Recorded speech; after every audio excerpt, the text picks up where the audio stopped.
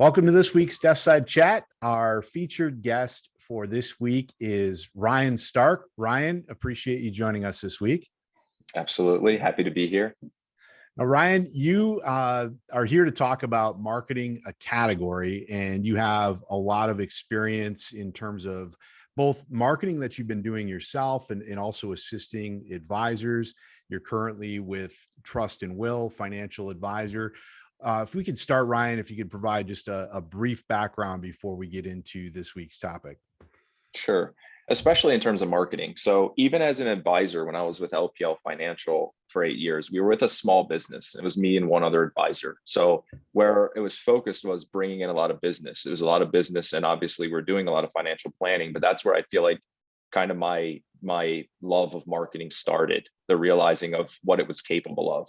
And then as I started to learn more and more about just how to communicate with clients without sitting directly in front of them, I just got more interested. So I think that's what helps me also describe marketing as a financial advisor, being one, because I understand the pain points and I understand usually what people are thinking to a certain degree, right? The economy, what an advisor goes through, what a client goes through, and it just helps cross that bridge. So I think that's where the value comes in. And what I'm looking to do today is bring a new, I guess, high level insight, something that I've been paying attention to actually from somebody I've been also following on LinkedIn, but just a new thought or a new idea to help bring a new mindset to it. And then I would like to get a little bit specific in terms of obviously maybe speaking about how marketing to clients or how to pick a certain channel and things like that. I think I'm better at and can provide more value to. But at least wanted to provide this because I think one of the important things is, as a person who runs a business, I do think about growing as a marketer and learning from other people. And it's great to learn from everybody in your industry, but if I notice it can turn into kind of an echo chamber. So one of my favorite things is actually to reach out to somebody who has nothing to do with what we're doing, seeing how they're marketing and see if I can't bring a strategy back home so that we're doing something a little bit differently and we sound differently and we present differently, because in my mind, different resonates. Obviously, it still has to be good, but good is kind of subjective. So I think the best place to start is different. And that's what marketing a category is to me, is something I felt is a little bit different. Now, when it comes to marketing, Ryan, obviously this is an important subject, not just for our industry, for everyone, as you mentioned, going outside and kind of seeing how other people are doing things. Is there a difference in your mind between marketing to existing clients or marketing to people, prospective clients, potential clients? Yes, I do think there's a difference. But I do think you can also reuse certain pieces of content to crisscross, of course. So like age old answer, it kind of depends. Speaking to your current clients, I do think if you're educating your current clients and speaking to them, like you might speak differently in a newsletter than you would on social media. I guess that's what I mean. Because even though your clients may be on social media, there's also not some. Whereas if your newsletter is just the clients, you may speak differently. Now it's just the clients and to prospects. Maybe you're still being a little bit towards clients, a little bit general. And that's where I say the line can crisscross, because I just think a good post is a good post. And I think it's also important to realize that just because somebody is your client doesn't mean they know a lot about what you're talking about, know a lot about investing. Even when you're meeting with people, a classic question I would always get is, hey, Ryan, I need some money. It's either in my annuity or it's in my IRA. And I'm like, you know what I mean? Those could be the same thing. And we've talked about this for 10 years. So I've learned there's just some people they just don't get it, but that's why we're here. So that's why I do think it can crisscross in the message to say, like, when you're speaking to clients, you can also speak to prospects at the same time. And when it comes to trying to create differentiation, you mentioned this sometimes can feel like an echo chamber. You see people with, well, certainly the canned content, you're seeing a lot of things where it's just, it ends up becoming noise. So if you could talk a little bit about what has, interested you as you've looked outside and how you've tried to, I guess, kind of blend that, the differentiator, the things that are different from the industry with things that are still going to be valuable to both existing clients as well as prospective clients. I realized, like, it really breaks down to saying something that really matters. I think it's important to have an opinion and to pick a side and to believe in what you're doing. Some people really believe in individual stocks. Some people really believe in the AUM. They believe in flat fee, and they'll like die on their sword for it. And I think that makes somebody stand out, that makes somebody different, and it separates them. And that's what I think is the exact opposite of what something like canned content can do, because it puts you in the middle of the road and it makes you vanilla. If you say the same thing that everybody else is capable of saying, it's just going to scroll past. It's not going to resonate. And I think what resonates is saying something that's really strong. And again, I'm trying to think of a good example of what that may mean. But I guess just whether you believe in individual stocks, like one example that we can always use, I think, is Nick Nielsen. He always used to do this thing, and he's still been doing a little bit more, but boring is beautiful, where you only need to pick a certain amount of stocks. And it's like, I've learned so much from other advisors. So I talk about the echo chamber, but I've become a better advisor in the past 2 years than I probably was with my own experience in 8, just because I had everybody else's thoughts like coming to us. So I think it can be, really valuable to be able to speak on just something that you really believe in. And that kind of goes into your financial planning process and how you act as an advisor. Is that intentional too? I've realized it's been harder for advisors to market. Quite frankly, if you're meeting people, rolling money over and putting it in a managed account, and the process is very short, it may be difficult to market because there's nothing for you to talk about. There's not a planning process that's deep enough. You're not uncovering pain points that you hear, so you don't have content to speak about. And I've noticed, like, even when I'm speaking about marketing, sometimes it backs into the business to say, let's talk about something that matters. And let's talk about like what you believe in and how you act and how you treat people and things like that. And then maybe we can start figuring out how to display like newsletters and social media posts around that. Well, and speaking of newsletters, social media posts, as an advisor, looking at the different channels, the different ways to market, as an advisor, where do you believe the best bang for the buck is right now, for advisors in all the different types of mediums that can be used to conduct marketing? The first step I believe that everybody has to do, that I think we skip, is market research, or make a decision of who you want to speak to. Because if you're on Facebook, you might be talking to retirees. Maybe I'd say Facebook and YouTube. Maybe if you're talking to business owners, I might say something like podcast, something where somebody can do when they're running, they're busy with the kids, you know what I mean? They're multitasking. So I'd be heavy there. Then maybe if you're in younger families, maybe it'd be, even TikTok is aging up, Instagram. So it's like, I feel like you can always point to somewhere, but I think it's really important to talk to your clients, especially the ones you enjoy working with. I think that's always the first step. Pick your favorite 5. Ask them the same questions, spend a half an hour with them, take them out to lunch, take them out to dinner, whatever you have to do. Tell them why you're doing this. I'm trying to build out my marketing, and I have a few questions to ask you. You can ask about your process, how to improve, get feedback. I think as advisors, we miss that step, and then we start guessing. And that's why usually when I'm asking an advisor, who do you really want to speak to? It's not like I'm trying to force them into a niche, but we at least have to start somewhere, or then we're talking to everybody. And I think you hear the age old thing, like if we're talking to everybody, we're talking to nobody kind of thing. So when it's so busy on the internet, I at least try to focus on some typical strategy. And that's when I think about channels, and different groups are in different channels. Some people don't spend time on LinkedIn, some don't go to TikTok and things like that. So, and of course it crisscrosses. I think all of us are on like the major ones, but I'm just saying, if you're going to make the most bang for your buck or put in effort, sometimes I think that's why people fail, because they come on LinkedIn with the intention of maybe reaching out to retirees or young families, and they're marketing for 6 months and like nothing happens, and maybe they should have been somewhere else. And being intentional with who you're talking to, what you're saying, and in your process. Today's day and age, or as we keep going forward, it's the attention spans getting shorter and shorter, and it's more and more challenging for an advisor who has a robust system and a process that has a lot of great content and things that they can share. How do I start trying to whittle that down into something that people will actually consume? And you mentioned TikTok. I mean, in some cases 10 seconds, but maybe we'll stick with LinkedIn for now. How do I whittle down a very robust process and put something out that is going to be palatable for my potential clients? Practice.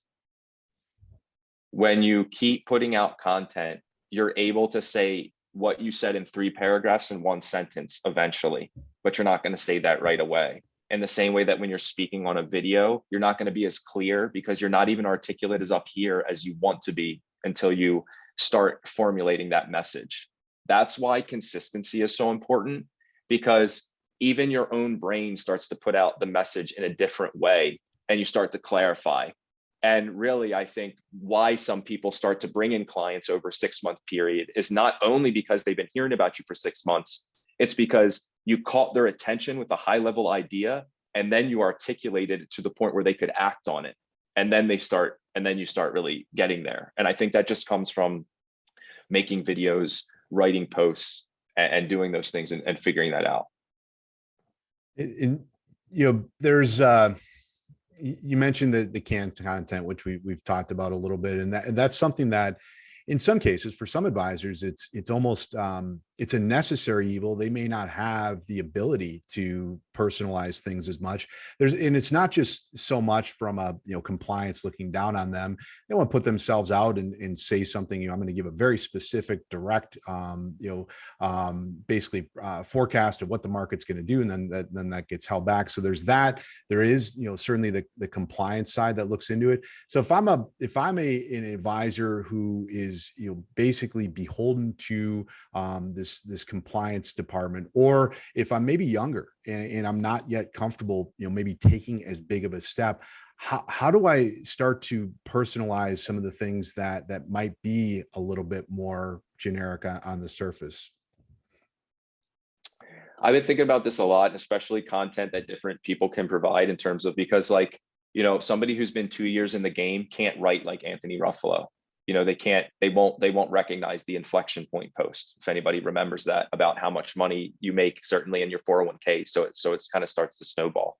So I do think there's a level of, again, comfortability to where everybody is, but everybody can start posting, especially because I think in financial advising, emotional intelligence is extremely important. And while you're learning, you can obviously talk about those little facts, and we talk about Roth conversions, but like everybody can do that. But maybe that's when you start speaking about just understanding somebody and how somebody feels in the market, because you're going to compare your post about hitting somebody in the heartstrings does better than somebody's S&P 500 post that's reminding them the market's going to bounce back, when somebody's like, well, I don't know what I'm invested in, so that doesn't mean as much to me. I see that the market comes back, but I don't know what the market is, or the S&P 500, or what I have. So it's like, that's why, again, I think about market research and talking to people that you want to work with, because that's when I think you realize the pain points that help you speak. If you have no clients, then you have to start with like maybe family and friends, or reaching out to professionals or something, and just connecting and networking in a way to get that market research done. But that's why I think once you have a base to stand on, you can feel confident speaking and build on that message from there. And you mentioned earlier, trying to incorporate and looking outside of the industry. We can be in this echo chamber. You mentioned Roth conversions and things that are important, that people need to learn about and put that information out there. As you start looking outside, is there a point where it can go, I guess, too far, where you become, something that it becomes unrecognizable to the end client? And I think this is something that probably is going to become more and more important as you see financial coaches and all these other different occupations and titles that start to confuse the messaging to the end client. So in your mind, is it possible to go too far? And if it is, how do I try to dial myself in so that it is going to be that intentional marketing that you talked about? This is why it's so important to pick a message. And again, I know I just repeated this 3 times, but when you're starting from a base of market research, what you're doing is you're planting the message that resonates with somebody, and it brings you, I think, the confidence to keep going with that. What I see happen with a lot of people is they'll say something that maybe gets attention from other advisors, and then it becomes a little bit like Facebook, or a little bit like the echo chamber, or you start talking about LinkedIn on LinkedIn. Advisors are like, hey, I'm doing pretty well, getting some traction. Now I'm going to talk about marketing. And that's fine. Like, it's not wrong. But the best people I see, in my opinion, stay strong in their lane. And that's what makes you feel like they're an expert over time. when people do too many things, I'm guilty of this. I'm better at telling people how to do it than not doing it myself. But what I've seen is that just you start to become too many things. And then again, you're not really known for anything. So I think it's still really good to be known for something. And that's why, like when I think of Anthony Ruffalo, I've seen him work out and I've seen him talk about his personal stuff and I've seen him make jokes, but I know he helps equity compensated executives, and I know how he helps them, and I know what he believes in terms of planning, and I've seen enough figures to do that. So I feel like he has, Nick Nielsen. I know who he focuses on. I know who he helps. I know he has a lot of drawings, and it probably applies to a lot of people. But I just think focusing in that area, like again, I've seen him talk about working out and losing weight. I've seen him talk about tea and things like that. But again, overall, I think he still has his message. And I think that's where everybody should try to fit, is just make sure that if you're tipping the scales, you're staying in that, at least in the lane of speaking to your ideal person. Doesn't mean you can't say what you don't believe in. Doesn't mean you can't jump in on Roe versus Wade. By all means, I know it's scary to get into those things, but by all means, if you want to be that hardcore, like if you believe in something, feel free to go do it. I just think being known for something is important. Certainly. And I like how you talk about practice, because it's just going to, once you start down that track, it's just going to get better over time as you just keep learning and refining and learning and refining. With an advisor who is either a standalone on an island, or an advisor who is part of a bigger group or an enterprise that again may have less options available to them, what are some good resources for advisors to look to that really want to start ramping up their marketing, and both again to existing clients as well as prospective clients? Do you mean like if they're constricted by compliance and they can't do very much? I mean, I guess on both sides. I guess what I was trying to get at is what are the best resources in your mind for somebody who's looking to, who may be on the sidelines, for whatever reason, but I guess maybe one of those reasons could be that they're under a little bit more of a restriction, but they probably can start at least doing something, dipping a toe in the water. So what would be, I guess, good resources in your mind for those types of advisors? So not so much about compliance, maybe more just about capacity, like how do they start and how do they keep going, something like that. That's what's hard. That's the hardest part. Because usually what I've found is you have somebody who, like, the first person you want to bring on is a junior advisor, or you have an assistant, an office manager. And that makes sense to me. Having somebody do the trading, having somebody answer the phones and things like that. And if you're by yourself, you have to do it. Like it's, and those resources may mean obviously being in networks, unless you mean specific, like, I don't know, automation services. There's some, but you know me, and I feel like what I believe, I'd rather you write every day.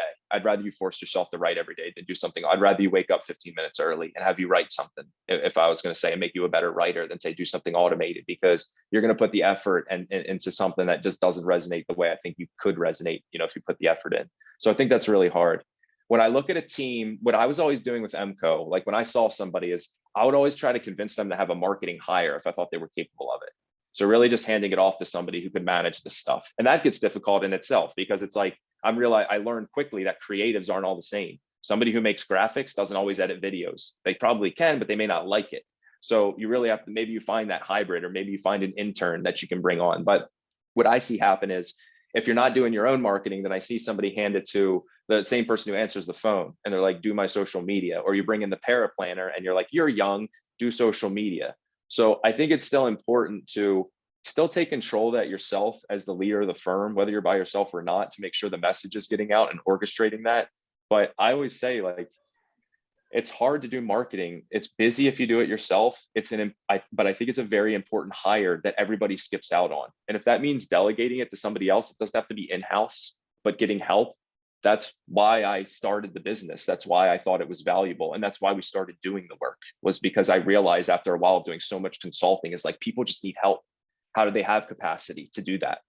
So again, that's when I'm speaking to people. I'm like, all right, let's go lowest barrier of entry to marketing. What can we do? How can I get you to do this quickly to actually do something? I've always found writing to be the easiest.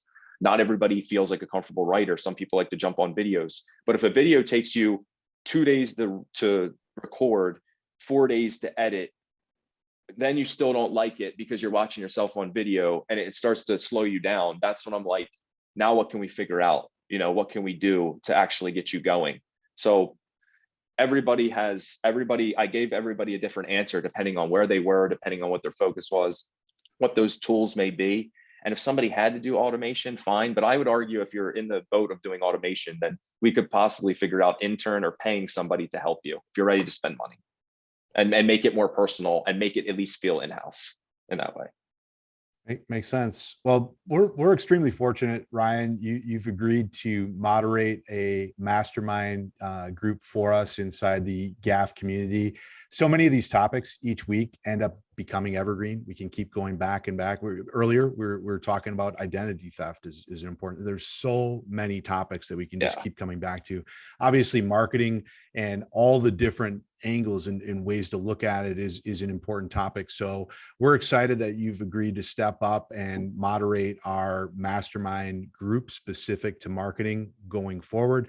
We'll be returning to this topic on a regular basis inside of that particular subgroup, that mastermind. But you're also have agreed and put you on the spot again that you'll be hosting a monthly recurring meeting specific to marketing. We're still kind of hashing some of that out, Ryan, but can you at least tease out a little bit of in your mind how that's going to look for the people who will get involved in those? Mm-hmm.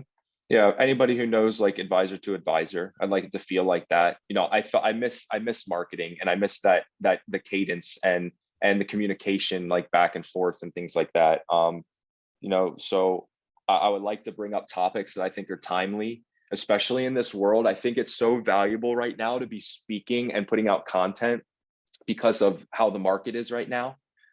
It's not feeding on people's fear. It's understanding that fear is already there and stepping up your game because you realize that people are jumping ship and people need help and people are selling and things like that. And they would love another person to talk to. So it's just like, I think there can be things that are also timely and things that I see change. Again, I think a lot of people still look at TikTok as there's 13-year-olds there. Like Joe is hilarious there. I'd love to hear how he's actually doing on TikTok, but pulling his videos over. But I mean, there's no doubt that somebody could reach parents or somebody could still see that, or there's 50-year-olds on TikTok all the time. So again, it's always worth talking about and keeping the conversation going because the world changes pretty quickly. And oddly enough, like culture changes and just how people feel. So I hope with the monthly thing to bring up what everybody's thinking about at the time, hone in on podcasts, hone in on videos, hone in on becoming a better writer, hone in on what channel I think is best. Keep it timely, but stick, like I'm a big fundamentals guy too, because I think if you have the fundamentals, then you can survive the changes. So that's why I try to get people into market research, practice, doing all this stuff, because you can survive on any platform if you're doing those things. And that's what I hope to do here. Accountability, whatever you want it to be, but especially like I want to provide everybody with marketing fundamentals outside of just do more.